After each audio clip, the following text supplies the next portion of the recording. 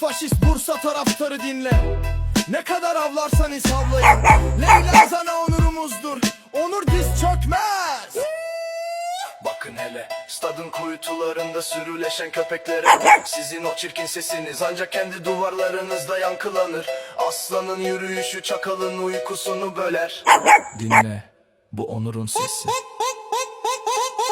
Stadın gürültüsü korkaklığın kalkanı. Toplanmış aç köpekler kusuyorlar yalanı. Leyla'nın bir tırnağı alayınızın şerefi. Biz hakikati vurduk sizse şaşırdınız hedefi. Yasaklı dilin mührü tarihin canlı hafızası. Sizin küfürleriniz zavallılığın imzası. İnkarın kodlarını bozan o asil Kürt kadını titretir sokağınızı duyunca Zana adını. Küfür sizin çöplüğünüz, onur bizim kalemiz. Leyla Zana Rumet Ameye bu bizim bestemiz. Şehir şehre çişine çimere duruşumuz dert olsun o karanlık kalplere. Küfür sizin çöplüğünüz, onur bizim kalemiz. Leyla Zana Rumet Ameye bu bizim bestemiz. Şehir şehre çişine çimere duruşumuz dert olsun o karanlık kalplere.